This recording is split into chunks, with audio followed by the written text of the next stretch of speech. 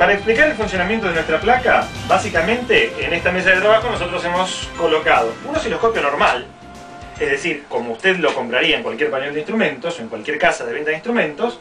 Tenemos un generador de funciones para generar las ondas que vamos a poder ver en nuestro osciloscopio, pero que también vamos a poder reproducir en la pantalla de nuestro osciloscopio. Y ya tenemos la placa conectada a nuestra computadora.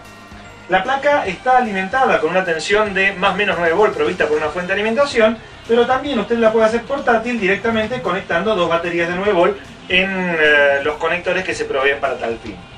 Como ven, la placa no tiene gabinete, justamente para abaratar costos y para que usted pueda colocarla donde más prefiera. Pero básicamente tiene los controles correspondientes a uno de los canales, el control con los controles correspondientes al otro canal, la entrada para las puntas de prueba del osciloscopio y la conexión hacia la computadora. Lógicamente también se provee la placa con puntas de prueba a los efectos de que usted tenga las señales correspondientes a los dos canales con una misma masa común.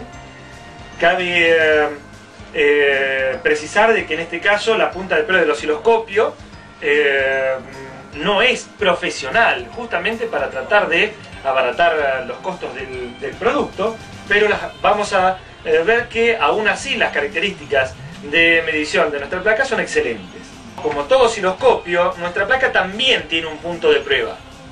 Este terminal que está aquí es un punto de prueba que provee una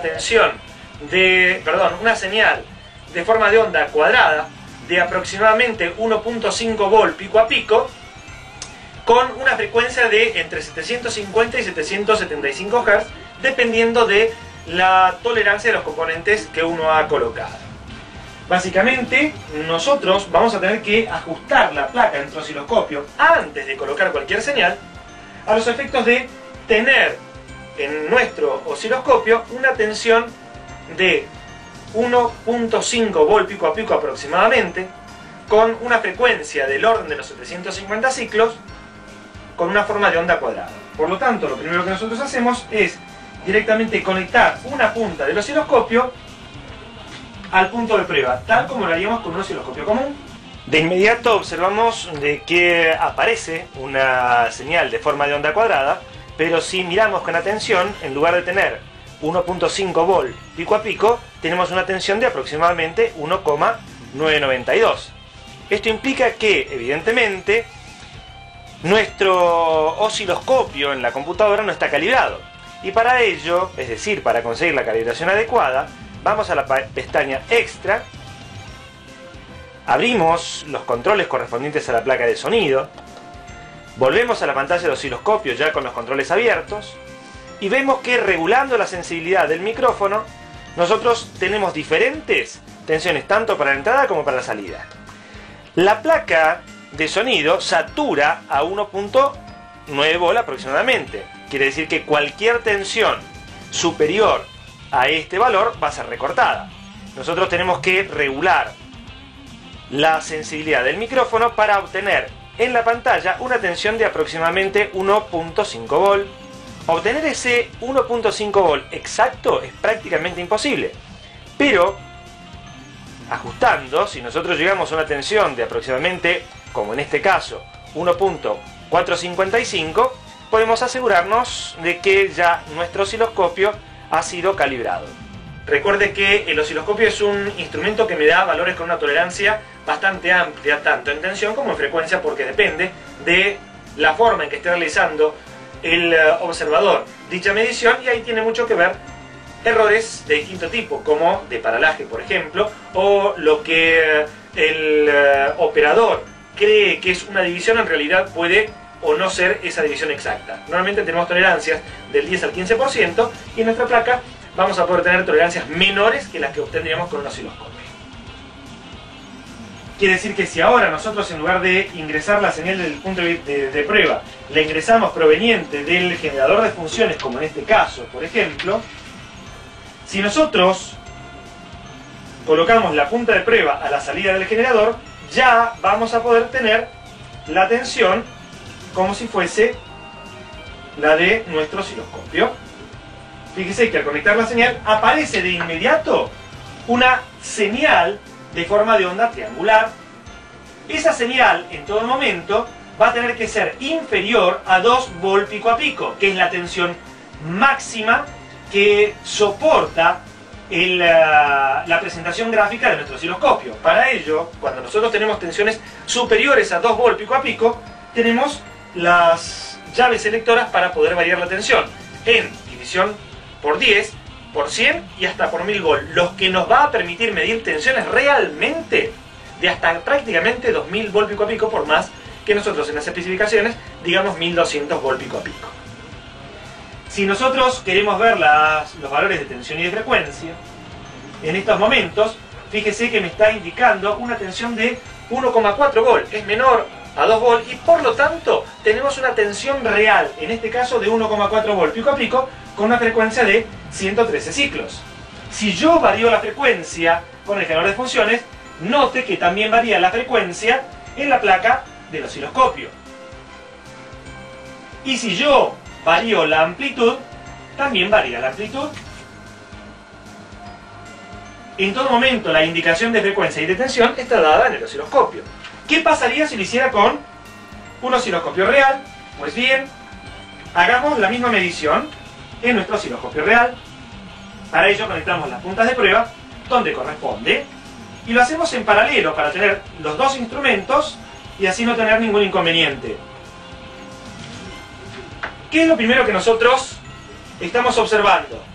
Que la pantalla del osciloscopio en la computadora es mucho más grande que la pantalla del osciloscopio que hemos comprado a un valor de aproximadamente $300. Una placa que se vende en conjunto con un curso completo a un valor inferior a los $55 tiene mejor definición en pantalla que un osciloscopio normal. Otra diferencia notable es que tenemos dos canales. Una tercera ventaja de nuestra placa es que la indicación tanto de frecuencia como de tensión aparecen en la pantalla. La forma de onda es exactamente igual en uno o en el otro. Si yo varío la frecuencia, varía la frecuencia tanto en el osciloscopio como en la computadora avenido osciloscopio. Si varío la amplitud, también varía en los dos. Si yo variara la forma de onda, también variaría la forma de onda tanto en el osciloscopio como en nuestra computadora. Si coloco una señal senoidal, se vería senoidal tanto en el osciloscopio como en la computadora. Si yo quisiera regular los valores de tensión en el osciloscopio, varío niveles de tensión. Si quisiera variar los niveles de tensión, también podría variar niveles de tensión.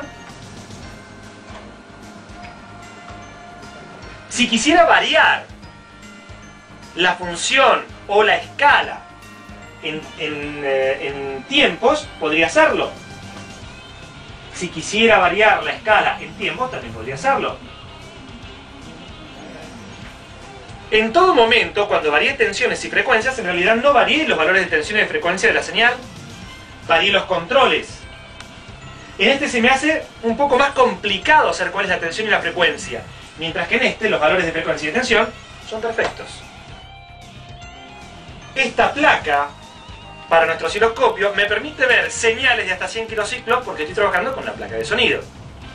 Evidentemente podría llegar a obtener frecuencias mayores y para esto tendría que colocarle a mi placa un microcontrolador a los efectos de que pueda tomar muestras de la señal de entrada y procesarlas en la computadora. Evidentemente usted va a poder armar esa placa sin ningún tipo de dificultad, pero lo que nosotros le solicitamos es que pruebe este osciloscopio. Verifique que la placa está funcionando realmente, aprenda a manejar el instrumento y verá que con esto, sin la ayuda de una placa adicional, va a poder reparar equipos de audio, televisores, y una serie de equipos electrónicos sin ninguna dificultad, tanto analógicos como digitales. Aquí usted está viendo en la pantalla lo que nosotros estamos mostrándole prácticamente.